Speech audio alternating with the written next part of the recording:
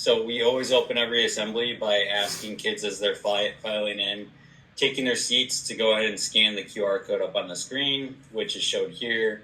I got some squiggles around it because we don't want anybody taking it from this deck, but the students, before, it's a paired pre and post test survey. So when they scan the QR code, it's going to take them to a Google form that they can complete a pre-survey that contains questions about their attitudes around the dangers of fentanyl, the perceived severity of the consequences of experimenting with fentanyl, what they know about fentanyl and counterfeit pills, their confidence levels in being able to recognize and respond to a witnessed drug overdose or fentanyl poisoning, as well as, any barriers that they see to obtaining or administering naloxone or Narcan in their communities. So these are baseline scores that we want to know going into the assembly presentation, and then we measure it again after the presentation.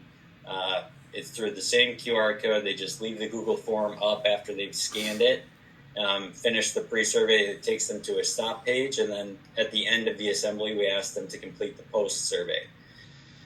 Important to note, we had a couple of presenters say, the principal asked for the QR code and is going to try and distribute the QR code after the assembly. Well, that's going to skew the data, and we don't want to ever do that.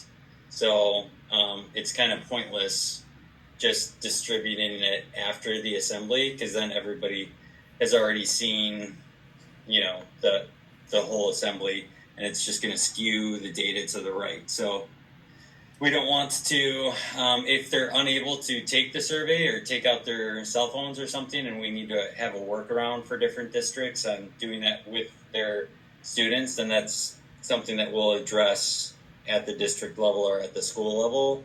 But after the fact, it's no big deal. So far, we've collected around 11,000 survey responses just using this approach voluntarily without incentives. So usually we get around a 10% response rate, and it's shown to be self-evident and have some really good results across different demographics, different geographic areas. And so we know that the formula is working. And usually we'll introduce this by just saying, if you scan this QR code, you could help to save a life, because you bring this presentation to another school and to students just like you all across the country.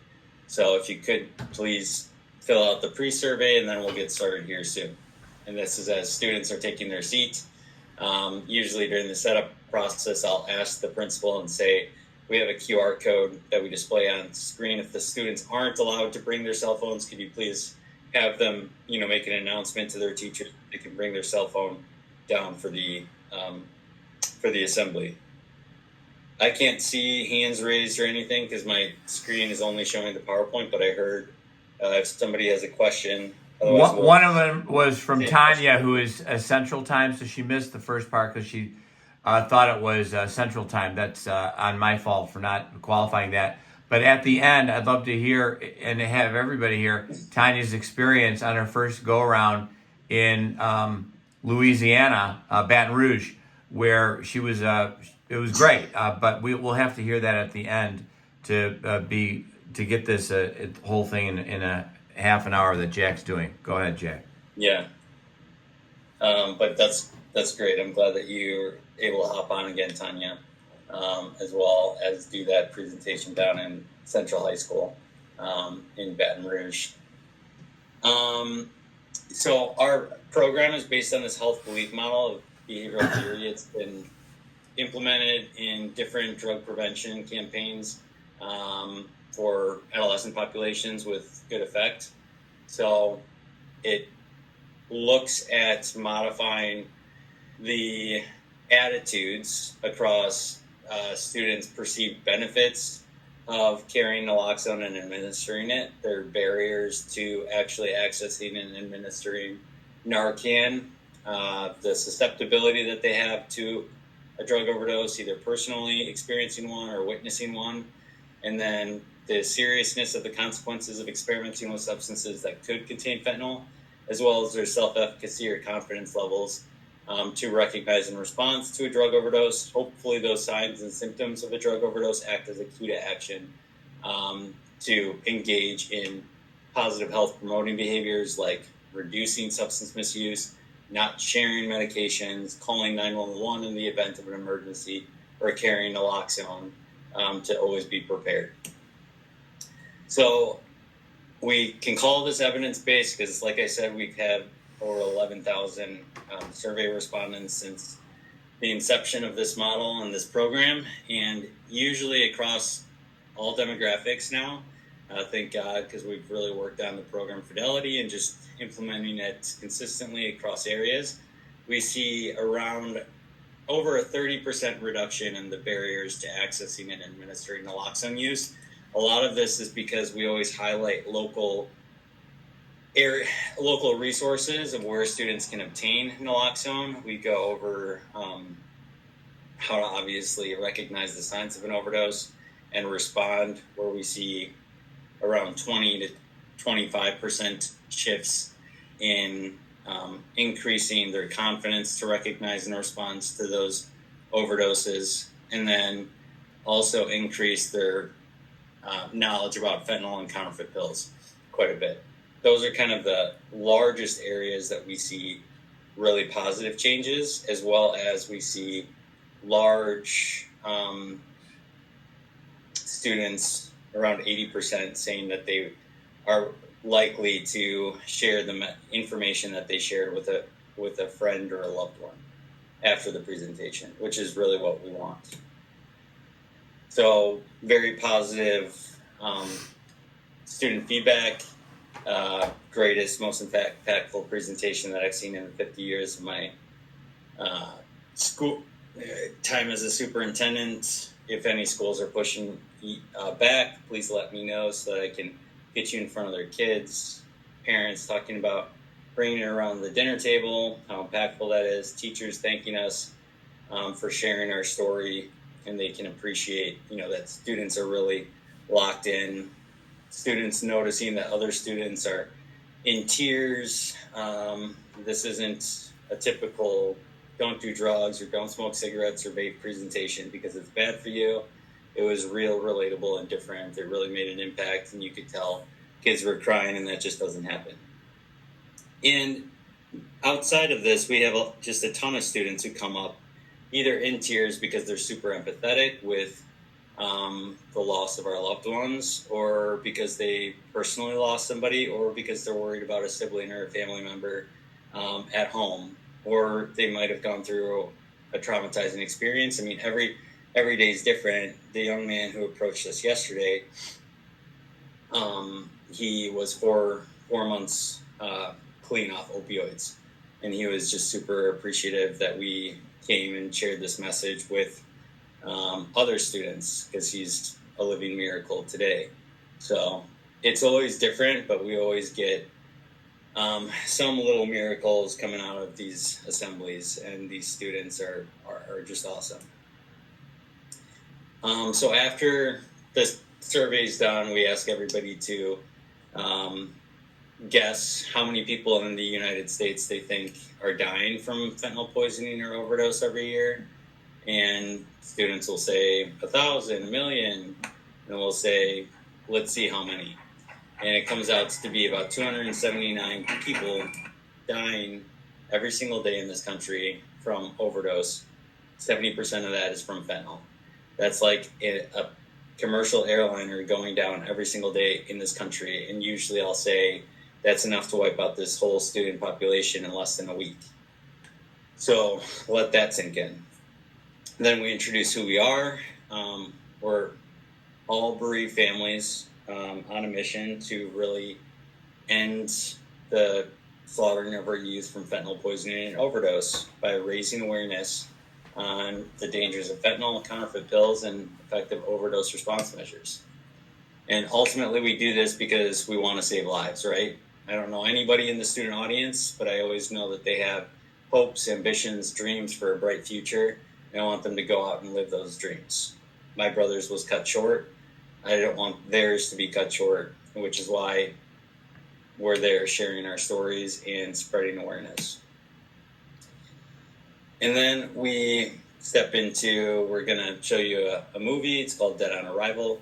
This video highlights the stories of 4 families who have experienced loss from fentanyl poisoning and overdose, and then we'll tell you after the video a little bit about ourselves and our stories.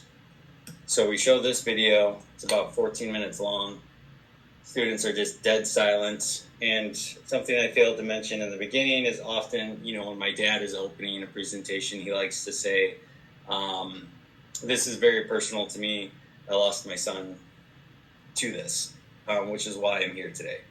So that quiets kids down if they're unruly or anything in the beginning of a presentation. But generally, once they see a hint of vulnerability or authenticity from the speaker, these students are dead quiet. High school and middle school audiences, the way you win them over is through vulnerability and authenticity. They're not looking for influencers. They're not looking for somebody famous to be there speaking in front of them, but they do need to be real and relatable. So that's just a little thing that we've noticed is once they know that you are for real and there to have a real conversation with them, they usually pipe down and give you their full attention. And just to add to that, the exact words that I use that seem to work so easy are when we're starting and the principal might say our name and hand us the mic, we'll say, "Hi guys, I'm here on a sad mission. I lost my son to this," and I'll point to the screen. When I say that, that's when they lock in. And after the whole presentation, they say, "I can't believe how much our students paid attention. They've never been this good." And that's it from the beginning. That's how you get their attention. So after Dead on Arrival, then we will highlight the story of a local parent or any of our speakers. This is the testimonial section. I have a recommended way to share a testimony, a personal testimony in a 5-minute period. It's not like a eulogy, but it is a remembrance tied in with the education. So like in my brother's example, like I think that there's something that the students can learn from Drew's story. He was my best friend. When I'm giving presentations here in Michigan, I say we were born 16 months apart in Rochester Hills at Crittenton Hospital, right up the road. Or when I'm speaking in Oakland County, like kids all know where that hospital is and where we were born and grew up. And they may have an older sibling that they're best friends with as well. We were thick as thieves. When I was a freshman, he was a junior. I thought it was so cool to have an upperclassman as a brother. We did everything together, my class and his class. We really got along. He was smart, athletic, funny. Voted best looking of his grade of, I think he had 1,200 kids in his class. So voted best looking, and he ended up being a model. He was MVP of his tennis team, state champion swimmer as a freshman. He scored very high on his ACT versus I always needed to study a lot. Things just kind of came natural for him. But one day when he went off to college, he got into a wrestling accident. He broke his collarbone and he got his first prescription for Percocets. We didn't know at the time that this could be addicting. We thought that he just needed it for his bone to heal, which it did. And he went about his life for 2 years. We thought everything was good. He dual majored in English and in business. He had a long-lasting relationship with his girlfriend and had a solid job at Cheesecake Factory. Was voted waiter of the state of Wisconsin.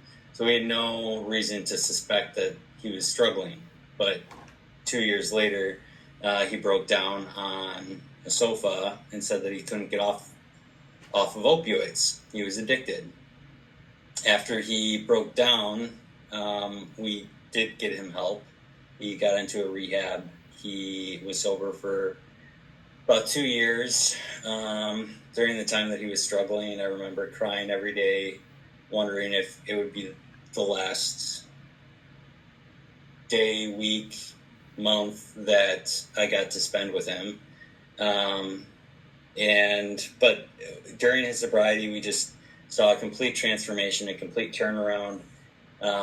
He was working 3 jobs again. He started a blog. He started a mastermind group with his friends down in Florida. He was doing really well until I got a call one day. I was at MSU finishing my graduate studies. And he said that he was struggling and he needed to see me.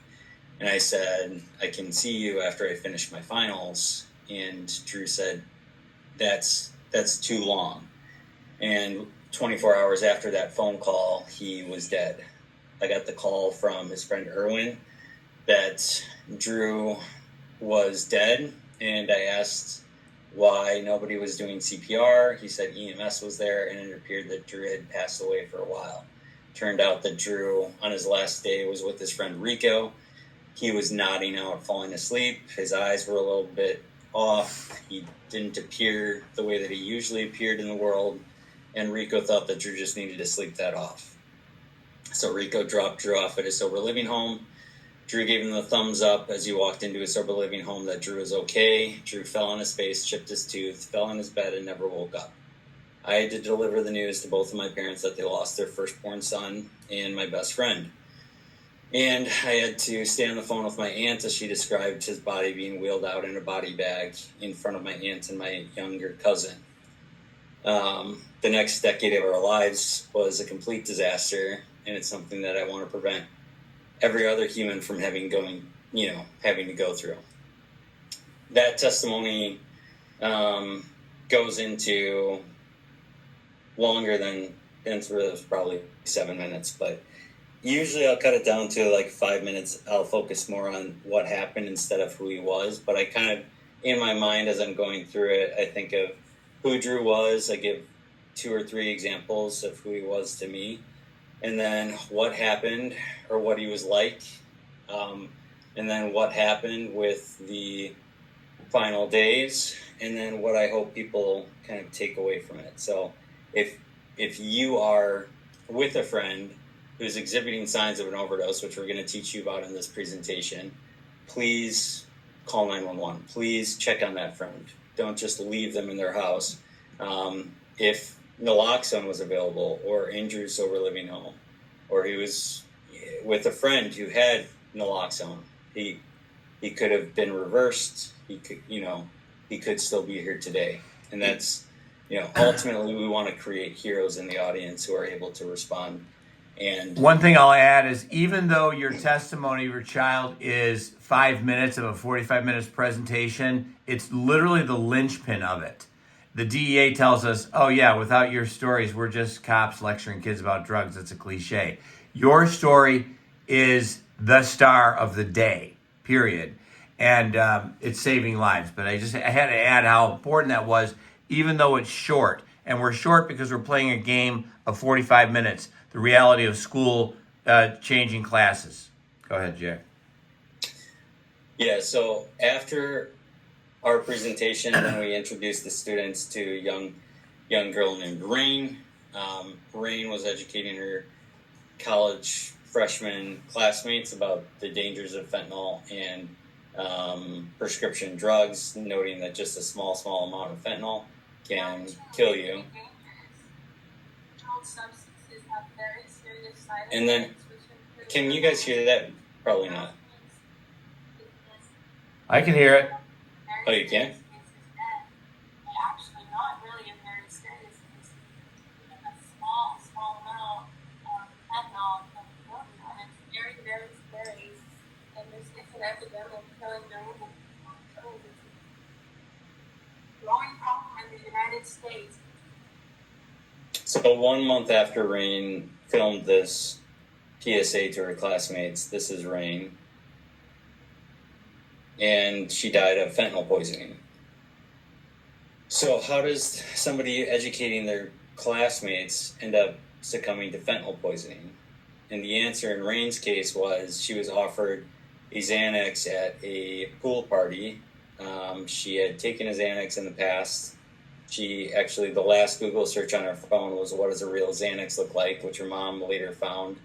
and the pill in her hand looked identical to the pill in the picture on her screen. And she took that pill and died later that night with several times the lethal dose of fentanyl from just that one pill.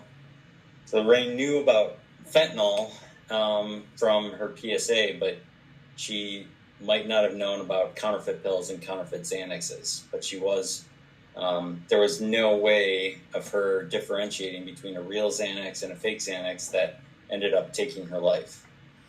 And I just want to add two things about Rain's mom. If I could nominate person for saddest person I've ever met, it would be her. I always ask her, are you suicidal? She says, no, I got kids.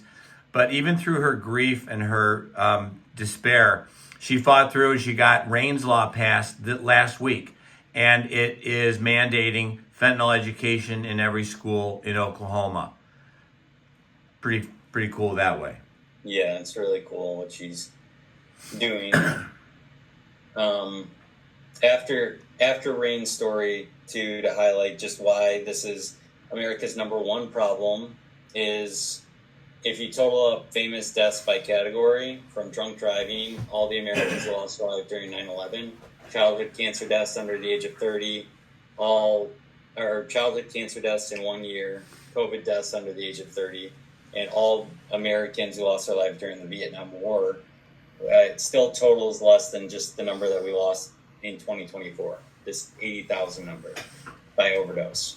And what that looks like, and we highlight this with different stadiums in different states, but here in Michigan, we'll show that's a sold-out Red Wings stadium, a sold-out Pistons game, and a sold-out Tiger stadium, all disappeared all in 1 year.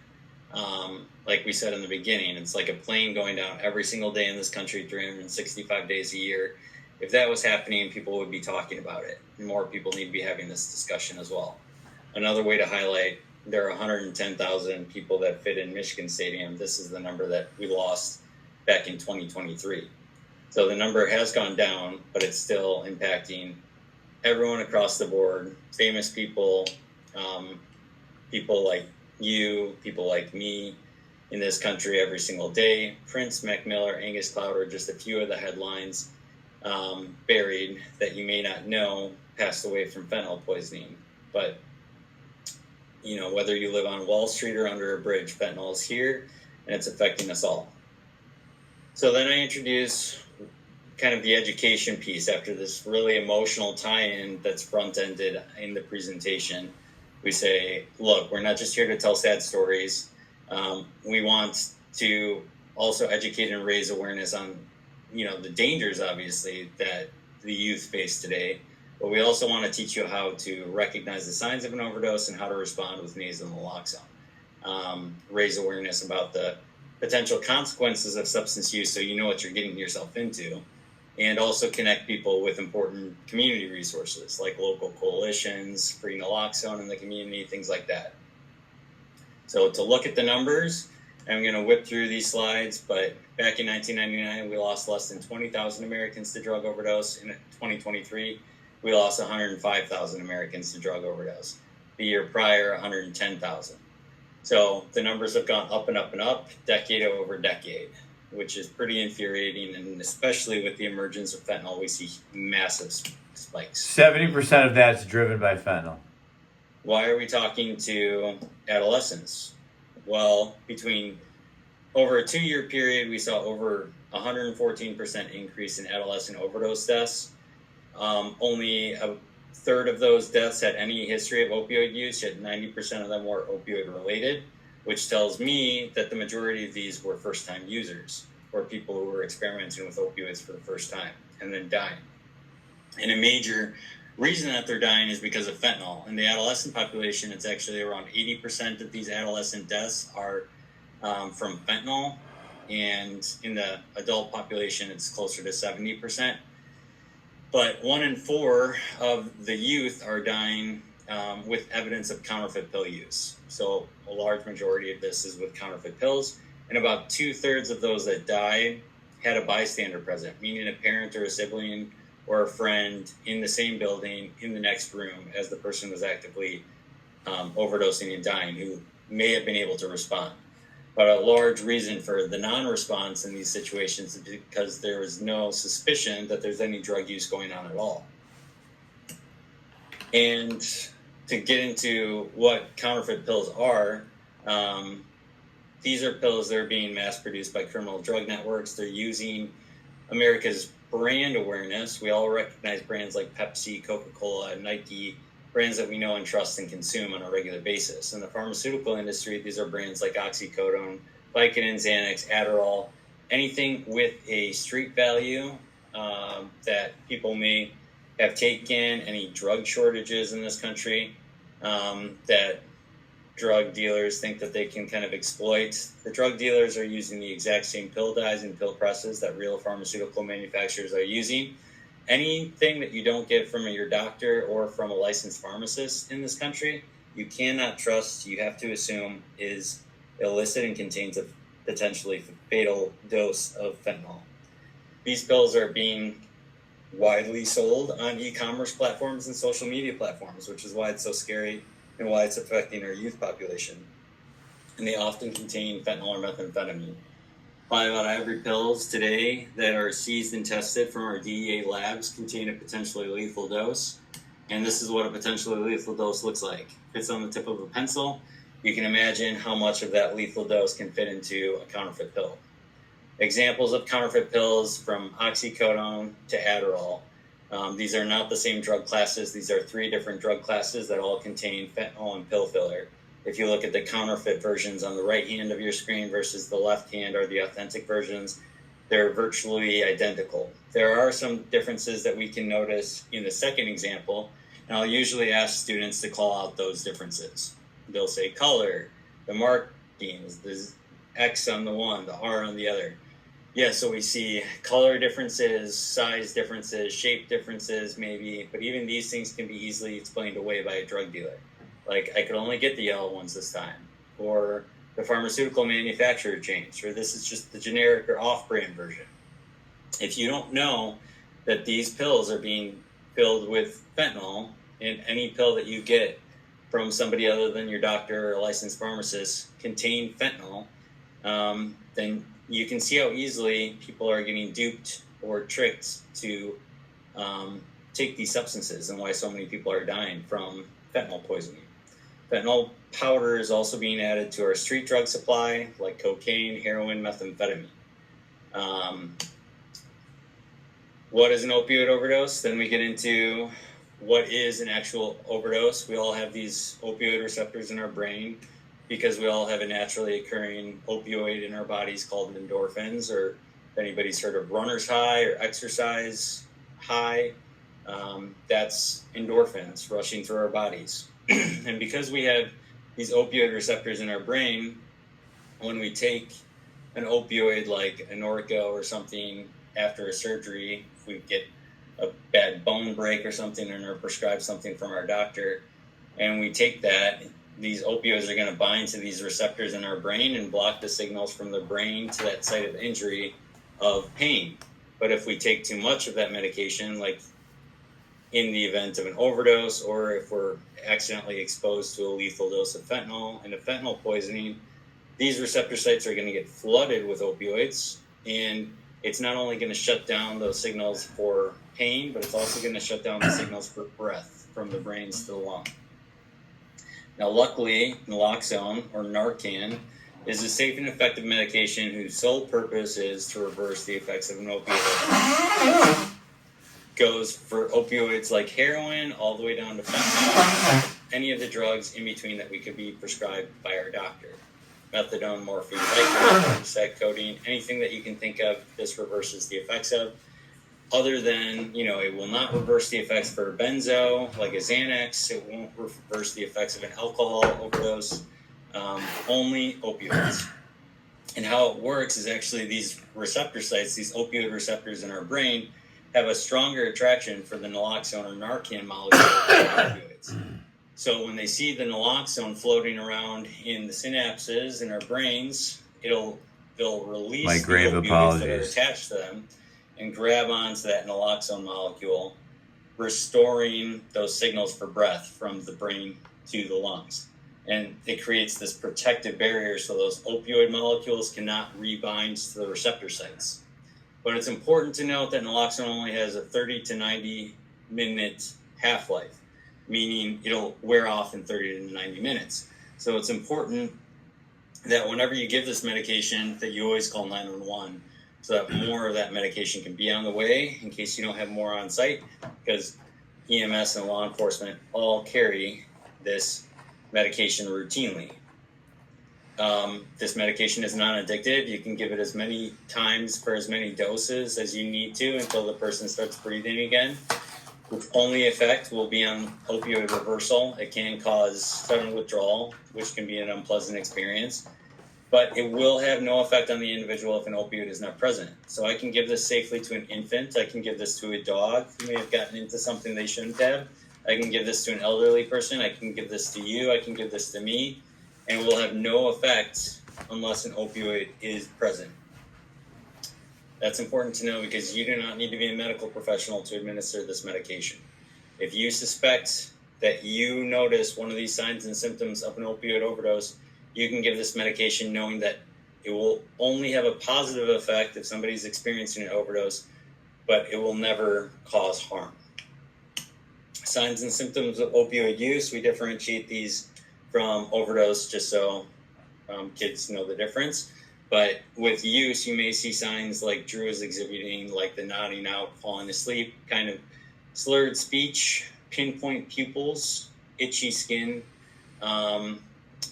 They may seem out of it, the person may seem out of it, but they will still be responsive to external outside stimuli like calling their name, shaking their shoulder.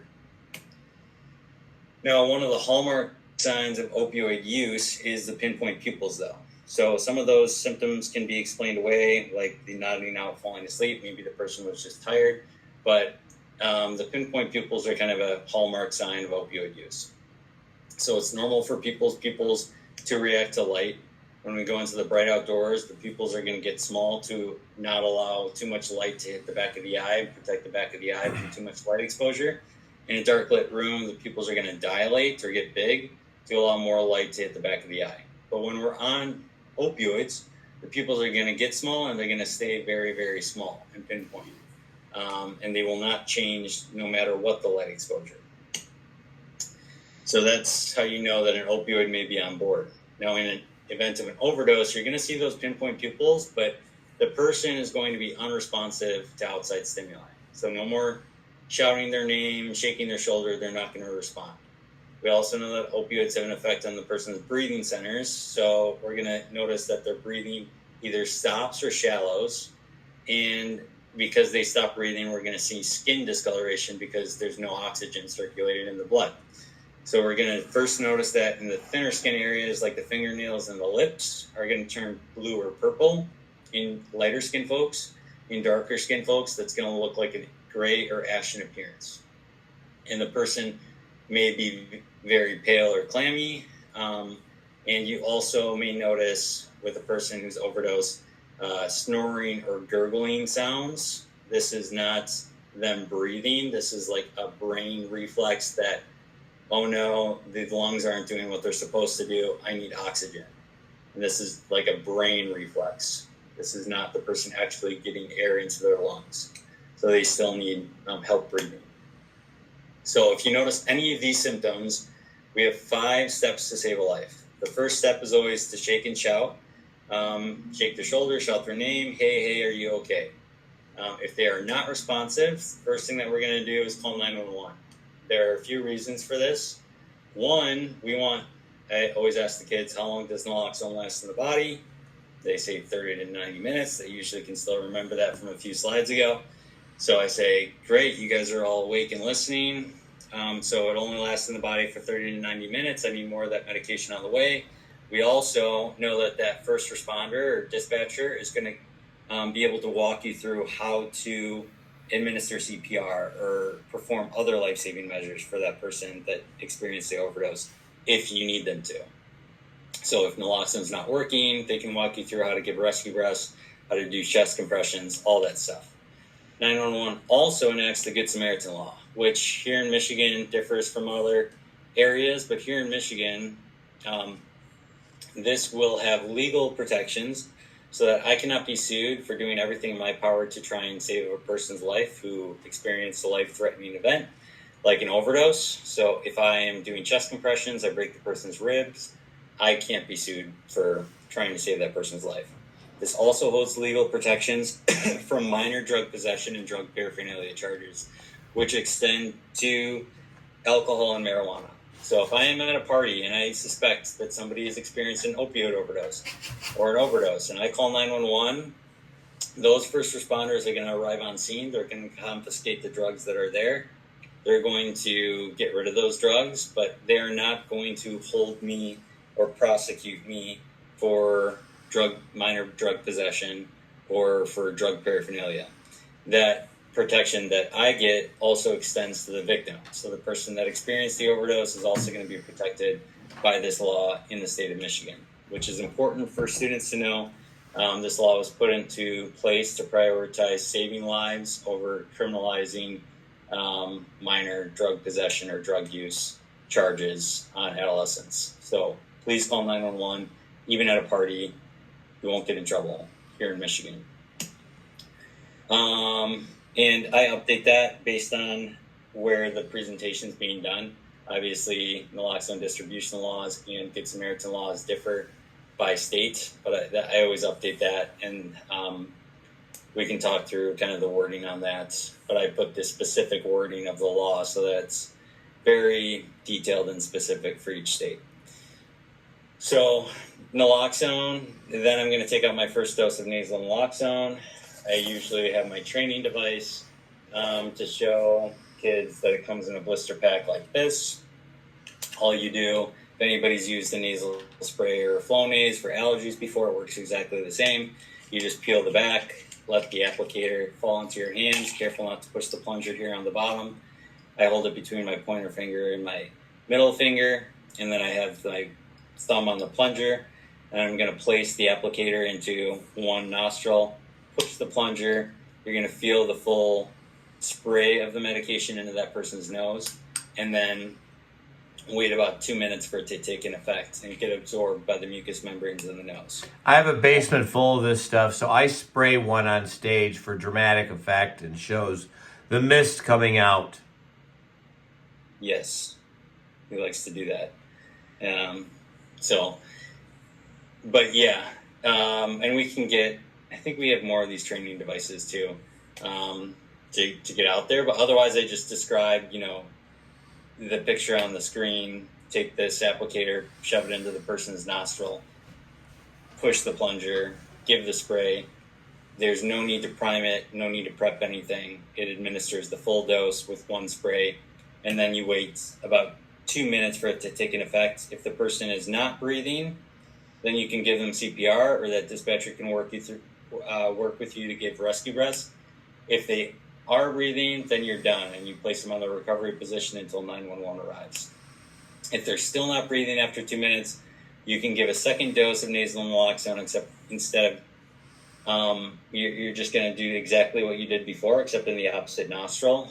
Administer the full dose, and you can do this as many times for as many doses as you have. Remember, you cannot overdose on naloxone. So until you get that person breathing again, you can keep giving doses or continue with CPR and rescue breaths. And then once they do start breathing, you can place them on their left-hand side. This can cause a sudden withdrawal, which does include vomiting.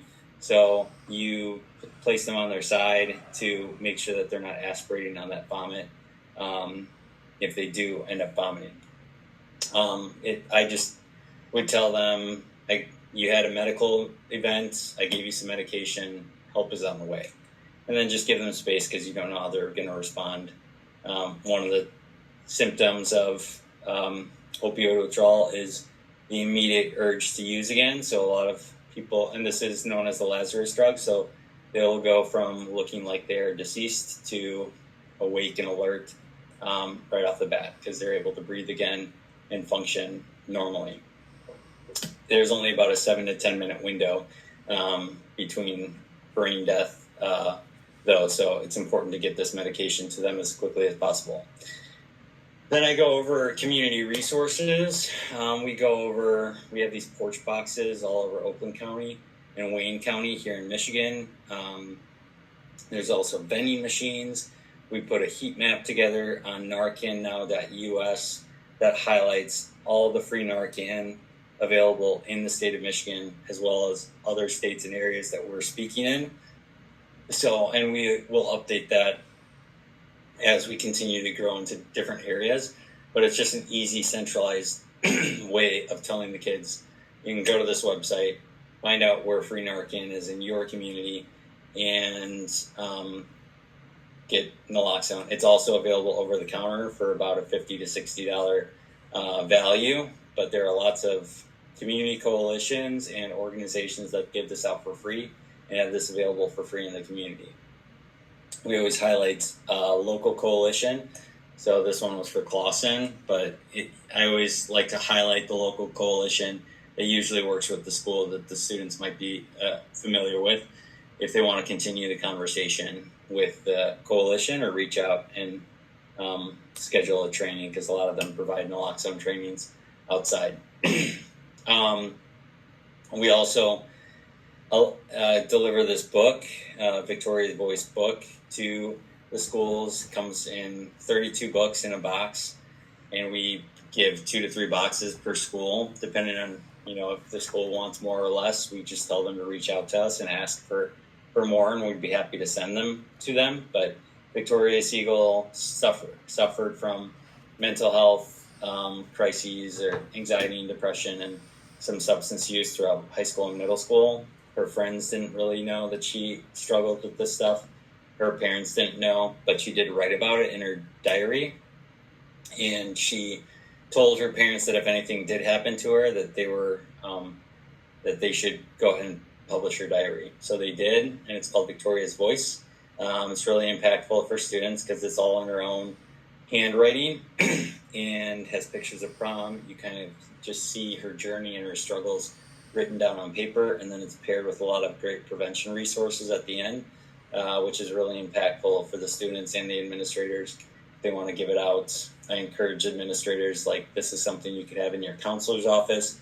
If a student wants to stop by, grab a book, maybe talk with the counselor about how they're feeling, it's a good kind of check-in process with the students after a sensitive presentation like this. We also encourage students to start a SAFE chapter. It's one thing to hear presentations from people like us coming to stages, but it's another to keep the conversation going peer-to-peer. There's a lot of evidence-based between peer-to-peer programs. There may be some that are already existent at schools that you go to that I also like to highlight with the coalition slide. If I find out from an administrator, like we went to St. Mary's Central High School on the other day, and they had a split program, which they go through different substances for different months, and from tobacco and alcohol to controlled substances, and it's a student-run club. This is similar, except it's fentanyl-specific education, so students advocating fentanyl education. There are these safe kids at Fentanyl Safe on Instagram. You go and follow them on Instagram or DM them how to set up a safe chapter. They will send you information on how to do so in your school. And also go through lesson plans. They share resources with one another. They're really great. This is a free resource that we have at the bottom of fentanylfathers.org called 1001 Great Comebacks to Peer Pressure. Say No to Drugs with Style Points. It was started by my brother back before he passed away, and finished by my father this last year with some of the students from SAFE. So we like to provide that as a free resource for any students, schools, SAFE clubs that may want it.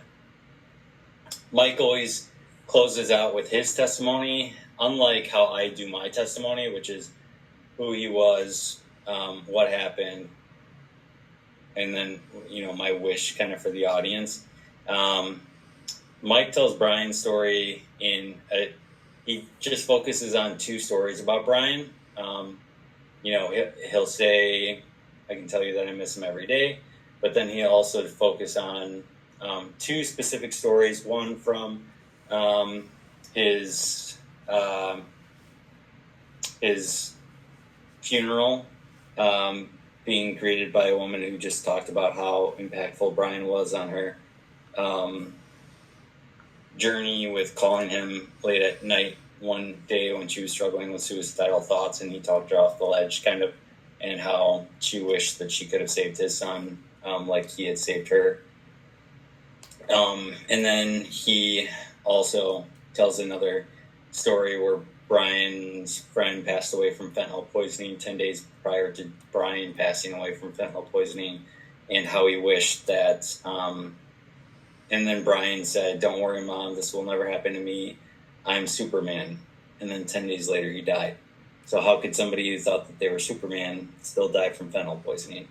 And then he pairs that with, nobody in this audience is Superman. Nobody is immune from this. Everybody is susceptible to fentanyl poisoning. It just takes one mistake to end your life. And I love that he ties it in with a call to action at the end. And, we've talked a lot about educating you about our stories, but what we really want is for you to go home, bring this information to people who may not have been here today. Tell your parents about fentanyl. Tell them about counterfeit pills. The next time that you're at a party and see somebody pill sharing, please mention something about what you learned here today. Let them know about fentanyl. Let them know that 5 out of every 10 pills contain a potentially lethal dose and how it's impacting our youth, so that they can make healthy decisions and you could one day potentially save a life. And I think just that tie in with the call to action for them as they go out into their communities is a really great thing. And Mike gets choked up every time. I don't know, he has the energy to do this so often. But if you do get choked up or even cry when you go there about that moment that you found out you lost a child, that's even more riveting to the students and makes more of an impact. So I would never be concerned about looking foolish in public. It only adds to the impact quite often. Yeah. Adding, I would say, one piece of your story that might bring you back there is good for your testimony. Not having it all be triggering, but one kind of point in it is a good up down with the emotion. I try not to get too emotional with mine, but I do sometimes. Just going through having to tell my parents that phone call experience was just the worst. So that, and I have deviations from my testimony that kind of bring out more emotion. I've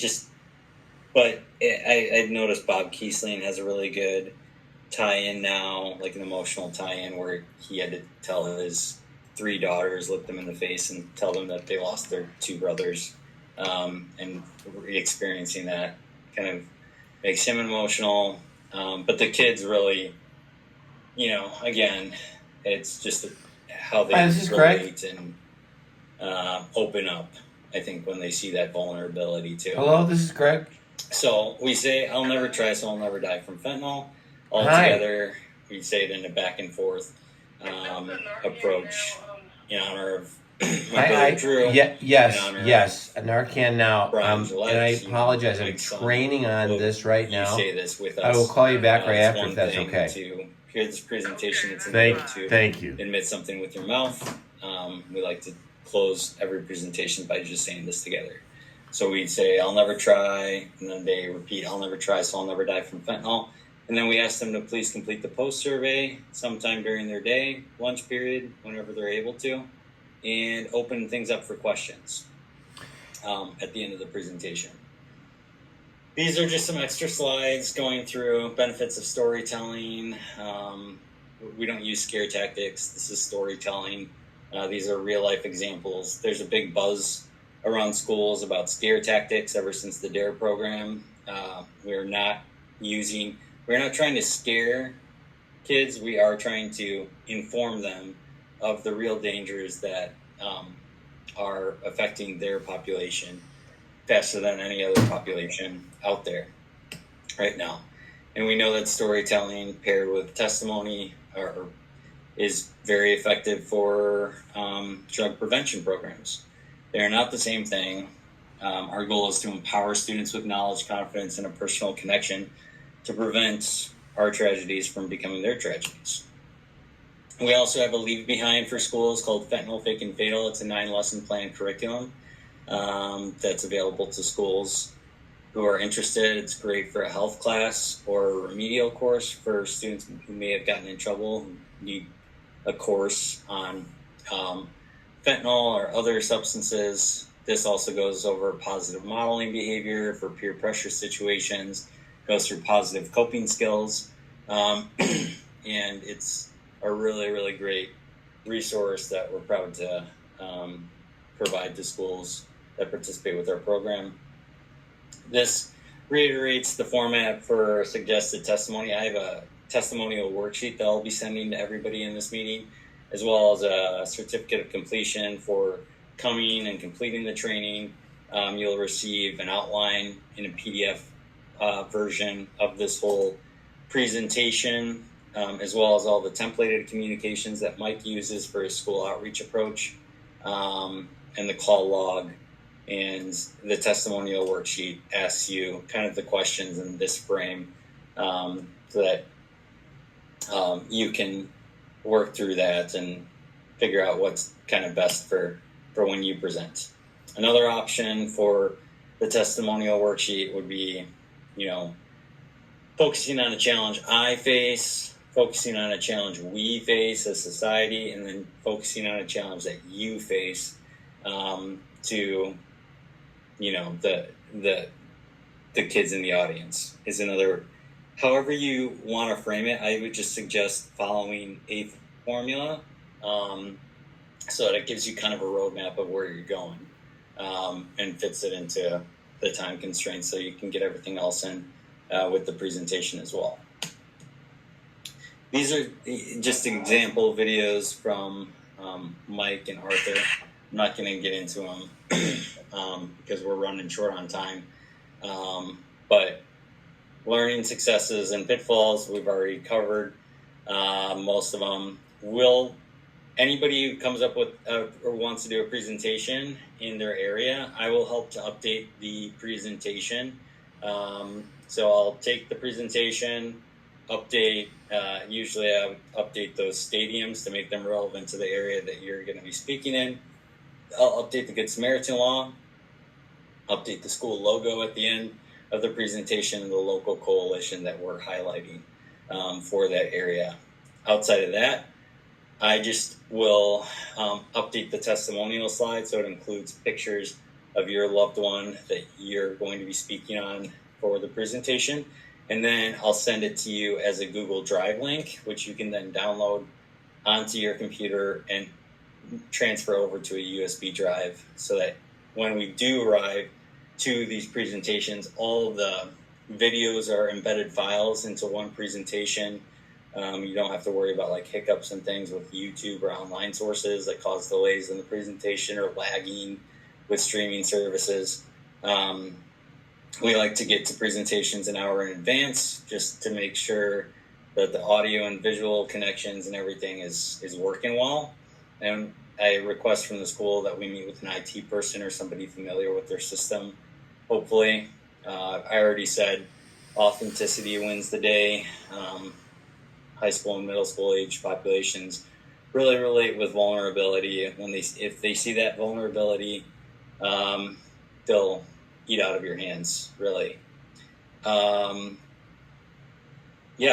We changed the presentation based on numbers that we get, new numbers for areas, but we keep it relatively the same, not making major changes, just to improve program fidelity across areas. We see that we've got. I would add one thing we do at the end of the presentation, at the end of Dead on Arrival, is we hold up a picture of our child. It's powerful and impactful. Mike started that tradition. It seems to really hit home. And just as a reminder, everything we just went over is a 5-point, it's a real formula of training, the linchpin being your story. And then, of course, the leave behinds. If you book a school, we'll send you, if you remind us, a box of these. They come in 32. So you'll have, and what I do is to get questions at the end, I'll say, I've got 5 books here, I'll give them away. First one's ask a question. That makes kids raise their hand. So I'll go over and I'll give them the mic, and it'll be meaningful because you get that audience interaction. And then they can see you're real, and they'll come up afterwards and talk to you. It's very rewarding. Okay, I'm done adding. Yeah.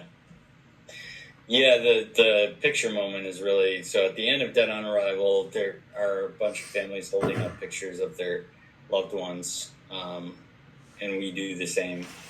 And then the students can see right before you give your testimony that you are one of the people on the screen. It's not a dramatization or anything like that. This is real. So that's it with the curriculum overview and the training today. Are there any questions on that? Tanya, do you have your... Tanya got the question answered because I was texting her during. Oh, okay. Thank you. And I see Madeline stuck with us. Thanks for doing that. Matthew, any questions from you? Are you good? No, I'm good, Greg. Thanks. Okay, brother. Quick study. Good. And so you're all good then, Arkansas? You got this? You're gonna go out and see every school in Arkansas? We're gonna do our best to get every school. I do have a question. Arkansas has implemented the no phone law in schools. So, do y'all run into that a lot? And do you have an option for that? Tanya asked the same thing. Michigan's about to implement that in January as well. So it It's does February. make things different. But I would just include in the intro email that we do have a survey that we'd like distributed to the students prior to them coming to the assembly. I still wouldn't do like hand copies because 1, printing costs, 2, data collection and input from just that is a lot.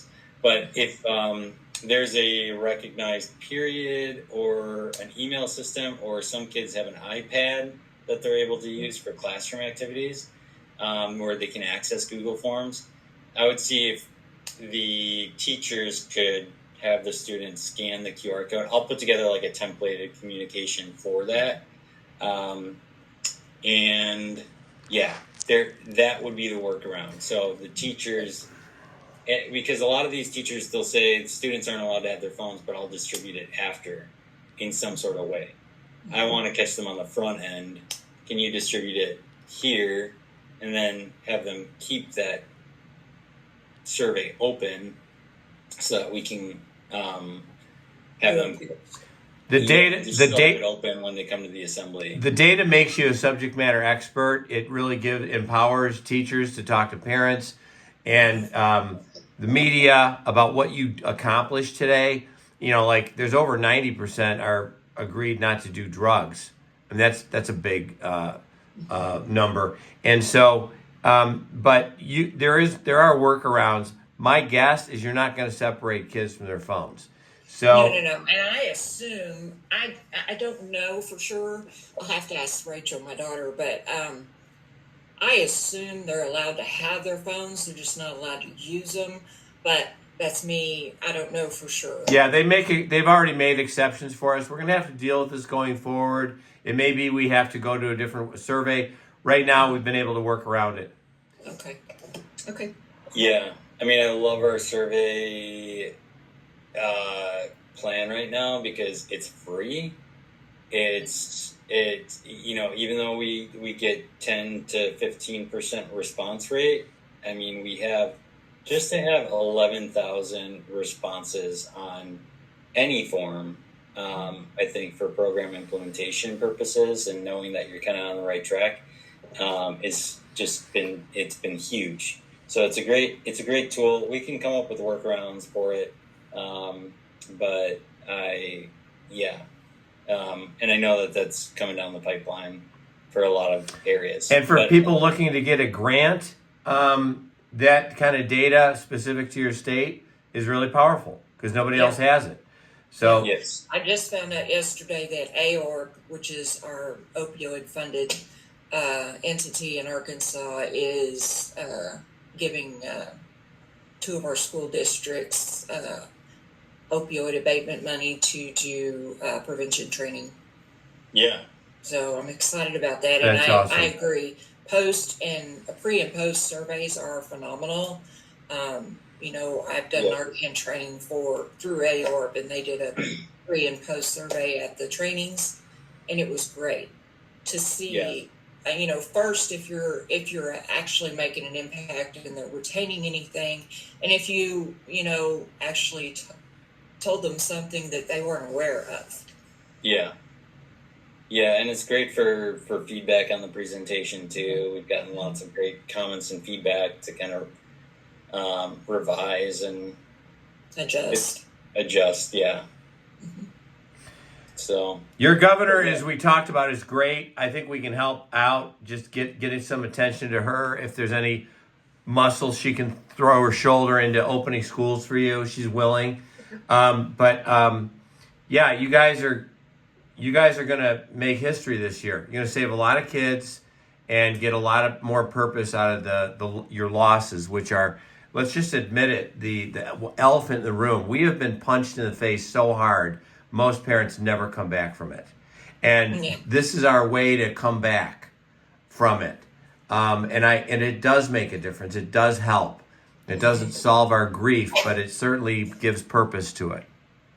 Right. And Arkansas just this year, I think, unfortunately made the #1 overprescribing state in the country.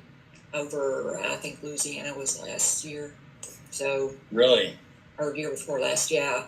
So it's very important to me, and I know Amy and Barbara as well, that we start early with these kids and get it in their mind, that, opioid use in, like you said, breaking a bone or a back problem, as my son was back problem, it has to be monitored. It has to be controlled. It has to not lead to other things. And students and parents alike need to hear and see this. And Jenny, a stat like that where you rank #1 is a great argument to get anything you want done. You might not be #1 in deaths. Arkansas isn't. But I know a gal where we started in Alaska who got more done because she had the biggest percentage increase of deaths. It went from 154 to 256. I mean, that's not that many deaths compared to other states, which are normally in the thousands. But she got a lot of help from her local government based on that percentage of increase. So I appreciate you focusing on those stats and working them to your leveraged advantage. Yeah. Yeah, we intend to. Yeah. Well, I will be in communication with everybody. Like I said, I'm going to be sending out all of those handouts as well as a certificate of completion for this training. Please feel free to use me as a resource for any questions, any stats that you're wondering about, any changes to the process, any questions about communications. If you want to be put in touch with Mike, we're here to make you successful in your area. We want to be a part of it. We want to make it grow. We want to get this message out to as many kids as possible. So that is our goal. Please utilize us as such. And thank you all for coming. It's really great that you were all able to hop on, and hope we can work together to accomplish something in your area. I will upload this video, and also just as a reminder, Jack's phone number is 262-606-0559. Yes. Thank you, Jack, for doing this. And Yeah. Greg. I appreciate it. Thank you. Thanks, guys. God Thank you all bless. for hopping on.